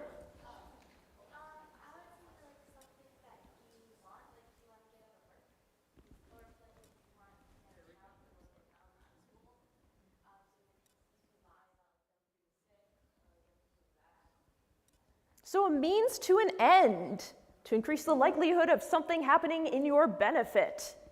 What else? To avoid the consequences of misguided decisions. So if you have an oopsie daisy, when you get your comeuppance, how do you dodge that? Yes, so to avoid consequences, great. To create ease in certain uncomfortable social interactions. Yeah, as kind of a social smoother in some ways. Like, you know, if someone shows up at an event and they're wearing the ugliest garment you can imagine, you go, is that your shower curtain? Like, you know not to say that even if you're thinking that. So, oh, that's very floral. It's technically true, but it's not the whole truth. Adults may lie to win elected office. Yep. Yep. So yes, during this particular next clip, you might be like, oh no, we have a little politician on our hands, what do we do? But yes, big personal gain, sometimes at the big expense of others, both like people you're lying about and possibly communities, countries, municipalities at large. I lie to my children about Santa Claus and the Tooth Fairy and the Easter Bunny, and it's all about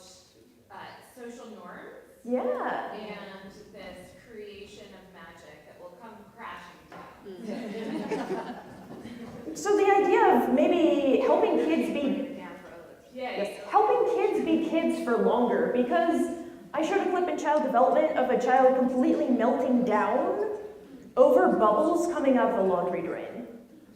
This kid was like shrieking and crying. You know how kids will like scream so much their vocal cords almost like close? He was that kind of shrieking. The monster, the monster, the monster, the monster. He could tell, like he was like, the bubbles are coming, it's bad.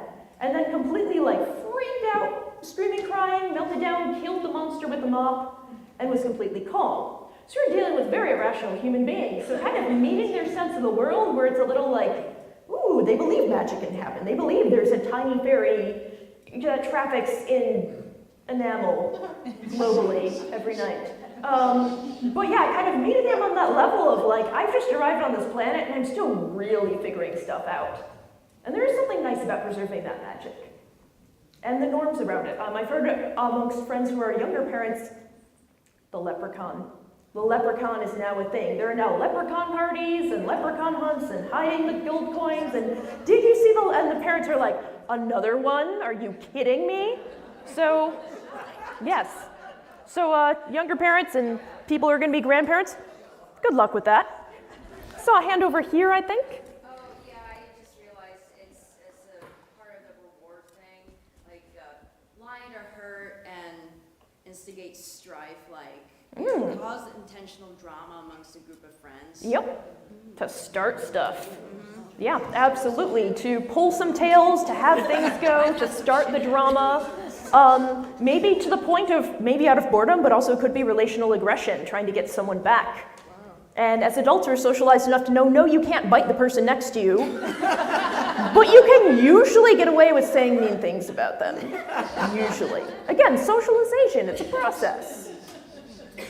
Yes? I've known a few compulsive liars. So it's like a totally different kind of motivation for lying. Sometimes I think for attention, sometimes maybe to aggrandize themselves. But I mean, I had an uncle who told a room full of people that he and his son had been camping in central Michigan, and there was a big storm and a tidal wave came and picked up the tent and in Michigan. Did across Michigan. Renowned for its oceans. And my grandmother, his mother, said to him, "Oh, Louis, weren't you afraid?"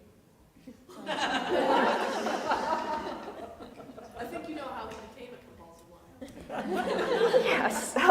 So yeah, the idea of like, sometimes this is something we all do, but it can become pathological.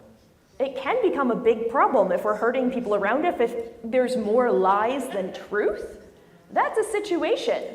You know, especially if people start saying lies that are so implausible, where you're like, yes, Michigan, renowned for the oceans.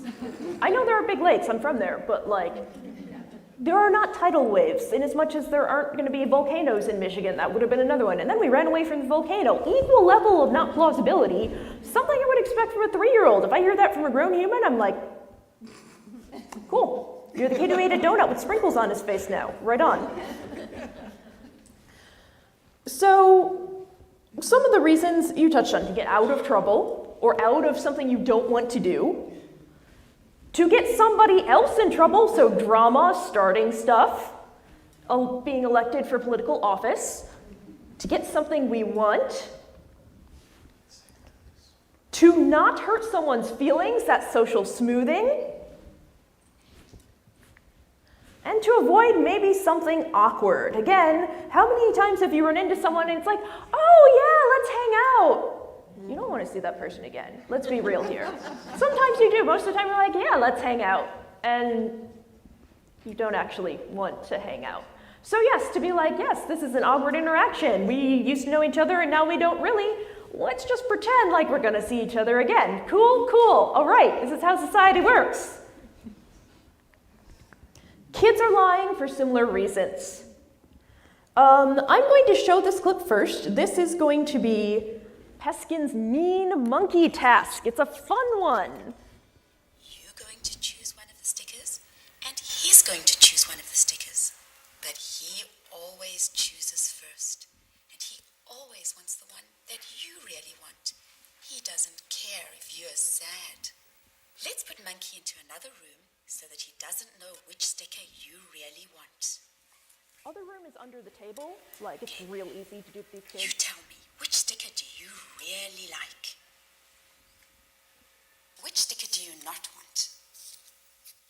Okay, now I'm going to bring back Mean Monkey, and he's going to choose first. Remember, he always wants the sticker that you really want. He doesn't care if you're sad. So think of what you can do or say so that he doesn't get the one that you really want. Here comes Mean Monkey. Which sticker am I going to choose? Jacob, which sticker do you really want? Oh, well then I'm going to take that one. So you get to take this one. Joan repeats the experiment several times with each child, giving them ample opportunity to deceive the monkey as to what they really want. Okay, tell me which sticker you really like. That one. And which sticker do you not want? That one. Okay. Jacob, which sticker are you going to take? Well then, I'm going to take that one. He's getting smoked by me and Bravely monkey. accepting, 3-year-old Jacob never figures out that the monkey can be fooled.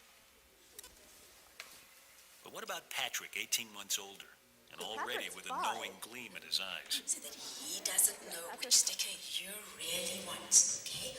Which one do you really like? You point to which one you really like. That one. And which sticker do you really not want? Which is a yucky sticker? That one. Okay, we'll leave those stickers there. I'm going to bring in Mean Monkey. Let me see which one I want. Patrick, which one do you really like? Oh, well then I'm going to take that one, and you get to have that one. Fingers crossed. Patrick is also most appreciative into the adult world.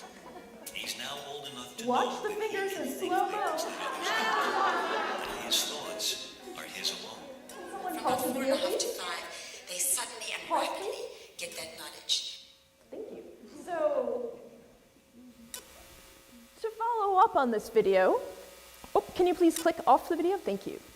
So, what was the only way to get the sticker? There was one way for success here, and that was to lie. You had to lie, or Mean Monkey would take all of the not horribly ugly stickers. By the way, what this means is there is some poor grad student at the craft store being like, oh yeah, this one's real ugly. Oh, shiny. Oh, ugly. So yeah, child development research is weird. Some of mine involved being in the plumbing supply aisle, looking for stuff for a study. What happened over time? The 3-year-old? Terrible at lying. Yeah, real bad at this game. Does that match your experience with 3-year-olds? Mostly. So, okay, there are individual developmental differences, absolutely. But also, I think the 3-year-old is much more likely to be the I didn't eat the pie, covered in blueberries, kind of kid. How about that 5-year-old? Yes, yeah, the pie fell off the shelf. Yes, so the 5-year-old would be much more likely to be like, oh no, the pie fell off the shelf into my mouth and hit me in the face.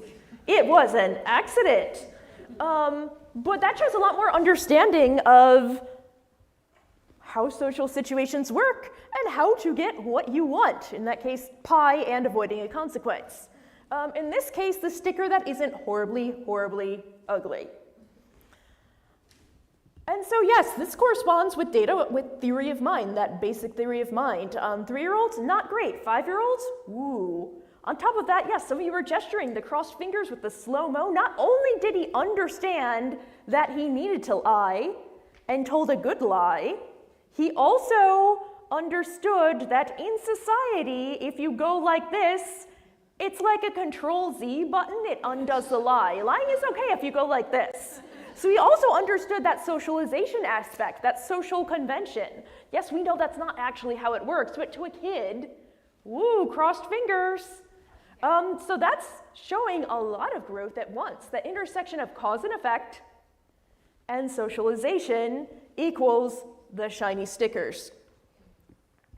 Now, one question which is going to get us to the next slide is, why is it ethical to do this in a lab? I did lying research, slightly different variation where the speaker would give good or bad information. But, you know, we're like, we don't want kids to turn into little monsters. We want kids to be good humans, you know, good, responsible people around to the world around them. Why can we as scientists do this in a lab? How on earth is this ethical? I don't know that it is. Okay, so you feel like it might not be. Because you're really challenging the kid to you know, encouraging them to lie and then rely on the cross-finger thing. I mean, yeah. In an untenable situation, if a kid really likes stickers, there's no good reason the monkey has to have it first choice every time. Yes. So, okay, so it seems like this is designed to make kids lie, as opposed to give them the option of lying. All right, that's a fair point. What do other people think? You are creating a situation that is very unlikely to happen in real life. So it's just out there. So you're saying this matches things in real life, or that it doesn't? I couldn't quite hear you. That it can't. It's very highly unlikely that this would happen in reality. So at this point when you're 5, you can kind of start to understand a reality a little bit more, not a lot more, definitely a little bit more, but the idea that, like, you know, mean monkey isn't going to be a feature of your daily life, most likely. So because it's an isolated situation, you know, it might not generalize. That's another good point. It's a lab task. I think I saw yes. No, I was just going to say it is a real-world situation. I have a 9-year-old and a 4-year-old, and my 9-year-old knows that if she identifies a sticker as being her favorite, the 4-year-old is going to want it. So I feel like this does absolutely. Hey, monkey. Yes, sibling rivalry in monkey puppet form. So, yes, one more. I just didn't feel like you're teaching the child how to write, you're just observing the child do what they do. So I don't think it's unethical. So yeah, we were. Incentivizing. Yes, but incentivizing, but also kind of with similar incentives that kids go for in the real world anyway. And that, you know, we know that lying is incentivized in a lot of circumstances. So it was an observation, not like, you must lie to the monkey. You know, so yes, it was an observation. We didn't have an experimental condition where it's like, we are gonna train you to be a liar, and you are not going to grow up to be politicians in group 2. So yes, the argument made in the field is that it does mimic a lot of what is happening developmentally. Afterwards, sometimes researchers will have conversations with the kids. We call it a debriefing, but like, you know, in this game, you had to lie to Mean Monkey, but you know that when you're not playing this game with Mean Monkey, it's not okay to lie. So some of what makes it more ethical is the debriefing. Like, all child research is framed as a game. Even if they're watching a video, if they're doodling something, it's always the whatever game. The puppet game, the monkey game, the sticker game, the plumbing supply game. We had a different name for it. But it's always a game. So, you know, that's something that can help address some of those ethical concerns is, no, this is just the rules for this game. Don't keep doing that, although kids might play Mean Monkey with their siblings, and that would be entertaining. You know, just have an older sibling just kick their butt every time, and Mean Monkey, like, comeuppance. So, oh no, they're lying. And I feel like every parent has had the moment of, oh no, it's begun. Usually it's when the kid rolls over for the first time, you're like, oh no, this one can move. And then the moments just keep happening from there. Yeah, this one can roll like a Lincoln log, we are not safe anymore. So don't panic. It's normal.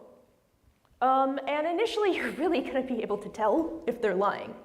And if anything, it's normal, but it's a really great sign that the child understands so much more about what's going around them. They understand other people's wants and needs. They understand their own wants and needs. They can communicate them better. They know what should or shouldn't happen. Like, they've put a lot together to tell a lie, even if it's the initial terrible lie of like, no, I'm covered in blueberries for an accident. it's a good sign. They're putting the world together, and ultimately that's really what we want. But also, again, we don't want our children to turn into lying politicians. So what do we do? At the same time, while understanding this is normal, I feel like we have a tendency in parenting or teaching to try to teach to how things really should be done, knowing that in the real world we're all going to fall short. I teach a very strict interpretation of APA style, knowing that most journals are more chill than me, but also knowing if I teach to this level, the reality is going to be here, and my students are going to be able to adjust to that a lot easier. So don't encourage it. Have consequences for lying. You could also lie back to your children to detect some of the early lies. When they're under 6 or so, some parents do this, and it depends. If you think it's ethical to lie to your child about lying or not, that's up to you. But some parents will say, when you lie, there's a little dot that's on your forehead, and only moms and dads can see it. Kids cannot. So if your kid's like, the window broke accidentally, did it though? So again, the ethics of lying about lying, that's kind of an individual decision about is this it makes parenting easier, but also you're doing the thing you're saying not to do. So yeah, it's gonna happen on its own. But also be open to conversations. If a kid's like, well, you lied about the tooth fairy. When they get older, explain, it was something that a lot of little kids believe, and it made you very happy, and it wasn't hurting you, and I understand if you feel angry at me about it because I did lie to you, but be open to talking about it. Have conversations about it. Talk about the consequences of lying. Talk about lies hurting other people, potentially. Talk about your own feelings if you've been lied to. Make it a conversation and normalize it. So again, don't panic, but we do need to teach them to rein it in. All right, so that ends my slides. Do you have any follow-up questions for me about lying, child development, cognitive development, theory of mind, really anything in human development? I think we have some time left. We have, 1 minute left. Well, I'll take one question in 1 minute. Can you undo the lying disease? The lying disease in terms of? Somebody who... a kid who's stuck. An adult. Oh, it's really hard. Just like we have. It's one of those things where it's easier to address. So the question is, how do you fix the lying disease? Someone who just lies and lies and lies and lies. In adulthood, it's easier if that individual makes a choice to be more honest. That's honestly the only thing that can really happen is someone decides they want to change. You cannot make a grown human do anything as much as we might want to. For kids, it would be being really consistent with those consequences for lying. Trying to be proactive about also trying to figure out why is the kid lying? Is the sibling actually yoinking all of the things they want? Is there something going on and trying to address those issues, but still, having those consequences to understand sometimes when you benefit, it hurts other people. Sometimes when you lie, it hurts other people. But also, if grandma gives you the ugliest Christmas gift ever, maybe lie then. So, talking about it to try to be sometimes it's a little okay, even though you usually shouldn't. But yeah, younger is better for sure. Anyone else? I'd just like to say what a fascinating class you've just given us. If you'd been here 60 years ago when I was at Wells, I probably would have majored in psychology. Thank you.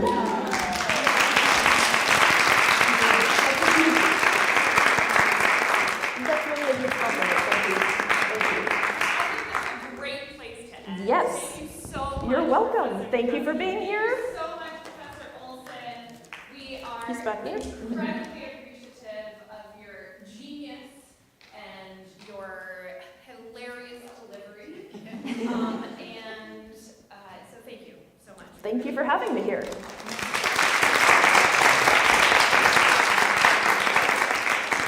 All right, I think Professor Olson and I will both be at lunch. Are you going to lunch?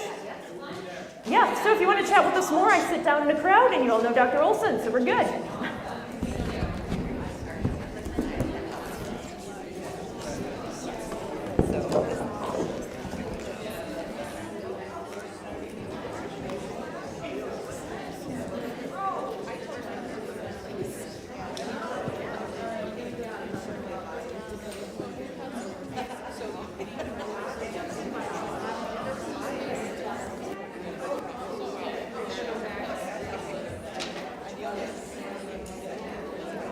One more opportunity.